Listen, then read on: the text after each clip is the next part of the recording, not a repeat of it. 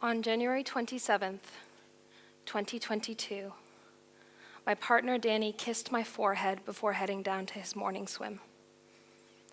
2 hours later, I was in a hospital emergency room, his family on a Zoom call, making the decision to turn off the machine keeping his heart pumping. There was no indication, no warning, no signs. Just a normal day that was suddenly anything but. Grief is something we all know in some ways, and yet it is truly indescribable. The boat you are navigating has capsized, and you are clinging to the wreckage in the storm. The world around you slows to a stop, and yet keeps moving so fast. I could spend hours talking to you about the abyss that is grief, but there are others who can and have more eloquently addressed this. What's important to remember is that grief never goes away. We simply get better at recognizing the waves, rebuilding our boats, and continuing to sail. As I have gotten better at rebuilding my boat and cresting the tides, my mind keeps replaying Lin-Manuel Miranda's Hamilton. Legacy. What is a legacy? It's planting seeds in a garden you never get to see. If you were to die in the next hour, what would people say about you? How would they tell your story?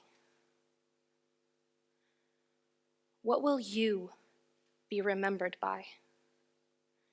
In the midst of their grief, what are the words that become you? For Danny, that was kind. That word was strong. It was jovial. It was nerdy. It was present. But above all else, it was kind. Not the kind you use when you're not sure what to say, but kindness that's almost unbelievable to see in the world. At his memorial service, I was introduced to the book, The Boy, the Mole, the Fox, and the Horse, and in particular this passage. What do you want to be when you grow up? Kind, said the boy. After the service, I started to think about the word kind, what it means to be kind in the way that Danny was kind. Was he kind because he really took the time to look you in the eye and listen to every word you had to say? Even if he didn't really understand why you were passionately debating why Earl Grey tea is superior? Was he kind because of his fundamental belief that all human beings deserve to be here and be heard, even if that meant marching alone on the side of the road because he couldn't get to a nearby protest? Was he kind when he got grumpy and pouted because he lost a board game? Okay, nobody's perfect.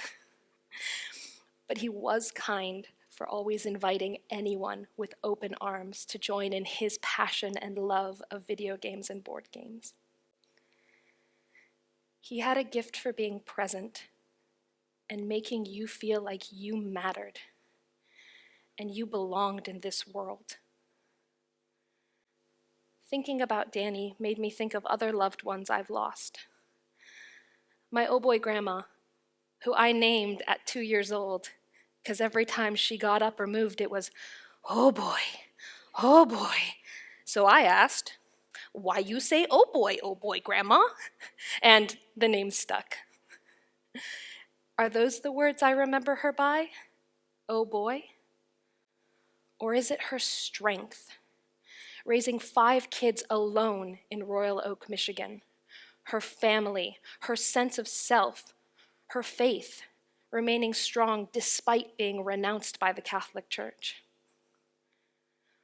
Or is it her laughter, her joy, those infectious giggles she would get when she found anything funny, so infectious that you couldn't help but just laugh along? Laughter, joy, strength. Oh boy.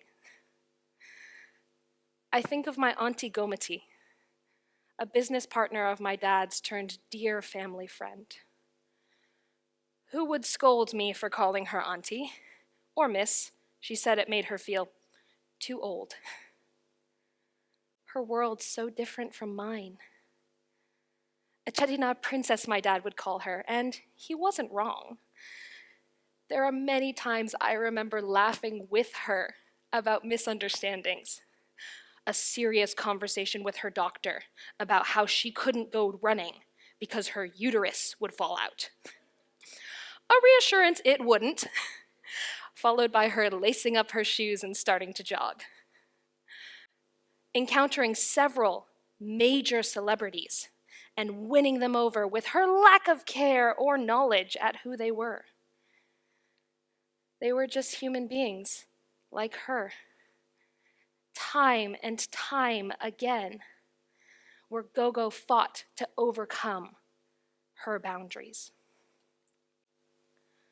Overcome, strength, kind. Legacy. Legacy is the stories we leave behind, the consequences of our actions, the words we embody. While we may not get to live and see the full extent of the gardens we plant in life, we can think about the seeds that we sow on the good days and the bad, because there are always bad days. As I think about my life, my past, I don't know if these are the words that will be used to describe me. I try to overcome my boundaries, like Gogo. I try to be strong and bring laughter, like my oh boy grandma. I try to be kind, like Danny. It's integral in everything I do in the world, and yet these words don't feel like mine. But can we even choose the words that we leave behind? I don't know if we can. But I do know it is our choices, our actions, that will determine our stories, the notes of our symphonies. We may only write the score down. It is our legacy that is sung beyond it. So I'm going to choose to honor them, to live with love and kindness, with strength and laughter, trying to overcome my biases and boundaries. And I may not always succeed, and that's okay. I'm only human. But I can only hope that one day I will leave as powerful a legacy behind in the words used to remember me. What will you be remembered by?